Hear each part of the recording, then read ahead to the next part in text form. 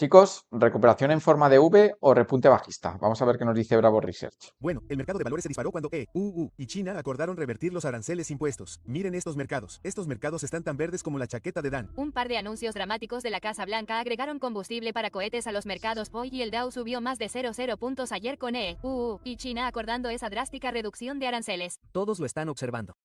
Una clase de activos de 54 billones de dólares se ha estado recuperando después de una crisis con una violencia solo comparable a la de la pandemia y la gran crisis financiera. Un récord del 60% de los hogares tienen exposición al mercado de valores hoy. Y la pregunta que está en la mente de todos es si este repunte es realmente sostenible.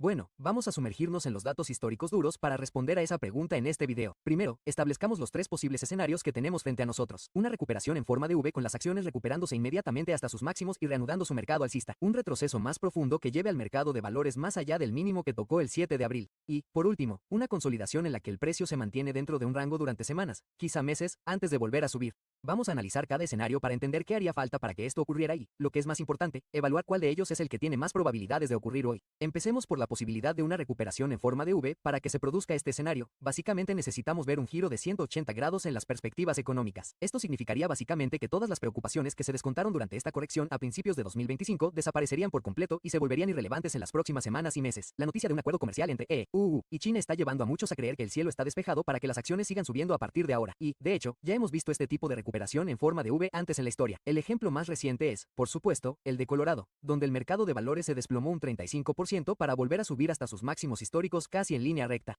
También vimos este tipo de recuperación en forma de V hacia el final de la gran crisis financiera. En tan solo unos meses, los inversores pasaron de esperar un colapso total del sistema financiero a esperar un repunte muy fuerte del crecimiento económico. El problema es que en ambos ejemplos de recuperación en forma de V, es probable que enormes cantidades de estímulo monetario hayan sido responsables de estos repuntes de recuperación en forma de V. Podemos verlo simplemente añadiendo el balance de la Reserva Federal de EU, que refleja cuánta liquidez está inyectando la Reserva Federal Esto es interesante. O sea, si se inyecta dinero en la economía, es muy sencillo ver que los activos suban. en el sistema financiero, y vemos que los dos mayores saltos en las inyecciones de liquidez se produjeron justo antes de estas dos recuperaciones en forma de V, y esto no es algo que estemos presenciando hoy. Por lo tanto, el escenario de recuperación en forma de V ya ha tenido un mal comienzo, pero no todos son malas noticias para este escenario. Hay algunas cosas que lo favorecen. Por ejemplo, los beneficios del mercado de valores, es decir, cuánto dinero están ganando realmente las empresas, han sido muy resistentes a pesar de la caída del 20% en el mercado de valores. Este gráfico nos muestra las estimaciones de ganancias por acción del S&P 500.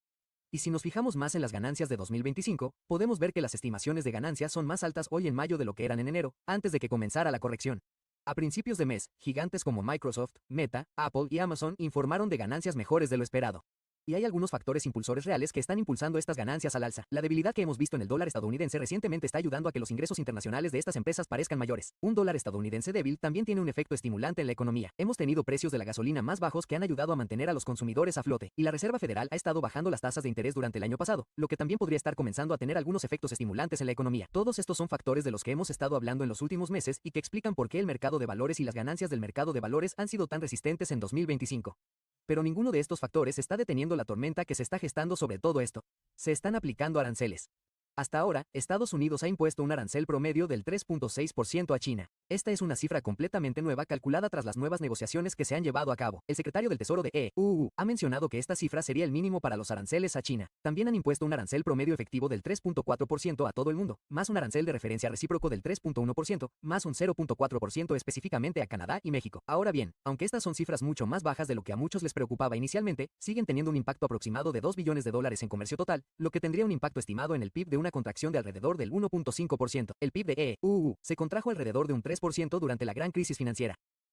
Así, aunque los aranceles podrían no causar una recesión total, es muy probable que desaceleren la economía, reduciendo así las posibilidades de una recuperación en V. Ahora bien, que no creamos que este escenario sea el más probable no significa que vayamos a operar en corto en el mercado ahora mismo.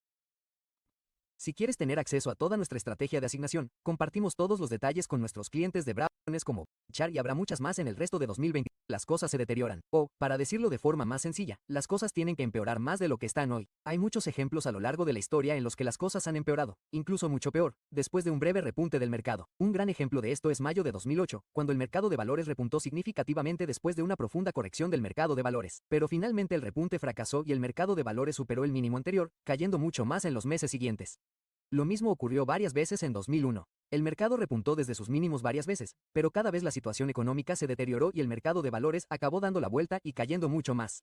Si este escenario se diera hoy en día, creo que la mayoría de la gente es consciente de lo que significaría. Es de lo que todo el mundo lleva hablando sin parar desde que empezó toda la situación arancelaria. De hecho, ya tuvimos el primer dato negativo del PIB trimestral para el primer trimestre de 2025. Bueno, dato que sabemos que está fuera de todo contexto. Si alejamos la imagen, podemos compararlo, por ejemplo, con el primer trimestre de 2008, donde este dato negativo del PIB fue el primero de los múltiples datos negativos del PIB que se produjeron durante la gran crisis financiera. O podríamos compararlo con esta lectura del primer trimestre de 2001, que también fue seguida de una contracción adicional de la economía. Tanto 2001 como 2008 son ejemplos de recesiones económicas reales, y el mercado de valores sufrió caídas mucho mayores durante estos periodos, superiores al 50%. Ver más contracciones en el PIB hoy también significaría que el mercado de valores podría experimentar una caída mucho mayor de la que ya hemos visto. Pero como habrás notado, también hemos visto datos negativos del PIB fuera de las recesiones económicas. Estos son episodios aislados de debilidad económica como en 2022, en 2014 y en 2011. Todos estos fueron realmente buenos momentos para comprar acciones con el fin de beneficiarse del crecimiento económico posterior. La diferencia entre estas contracciones singulares del PIB y estos grupos de contracciones del PIB se El vídeo está bastante bien, por cierto. O sea, creo que está barajando todas las posibilidades de forma bastante honesta. puede resumir en una palabra: despidos. Cuando observamos las solicitudes iniciales de subsidio por desempleo en Estados Unidos, durante el primer trimestre de 2001 y el primer trimestre de 2008, que coincidieron con esas cifras En iniciales esto estoy totalmente de acuerdo, ya lo he dicho muchas veces, que no va a venir nada malo hasta que no veamos cosas en la economía real que nos lo indiquen, ¿sabes? Y una puede ser perfectamente los despidos.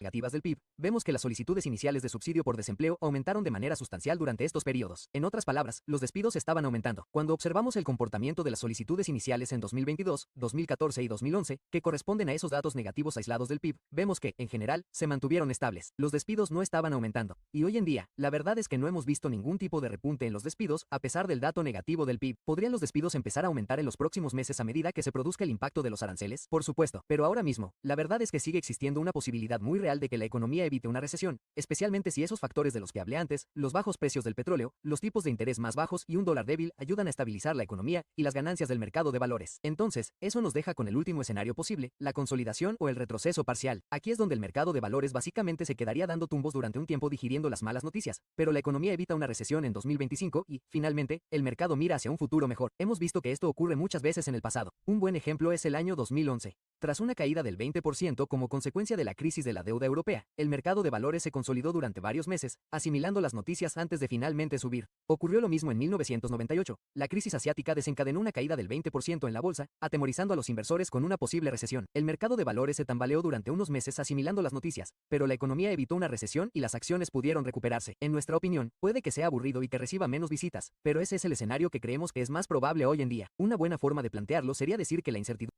Yo ya he dicho muchas veces que este año lo veo de transición, pues como pudo ser 2022. Pero bueno, más que por el análisis de esto, sino más bien por la incertidumbre del gobierno de Trump en estos primeros meses.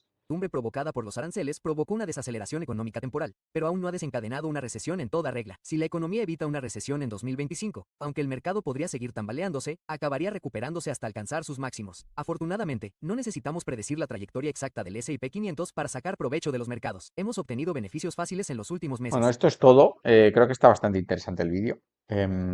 Sí que si queréis la respuesta, pues por lo menos en este vídeo lo hacen bastante bien. No tienen ni idea de lo que va a pasar y eso es lo que queríamos oír porque nadie tiene ni idea. Y sí que sabiendo que pueden ocurrir esas tres cosas, que más o menos, bueno, es que no hay otra opción, sí que con la info actual, por lo menos, no nos da como para entrar en pánico, yo creo, ¿vale? Porque ni los despidos, ni, ni los datos macro en general están siendo malos como para creer que que esto es el rebote del gato muerto y nos vamos al pozo, ¿no?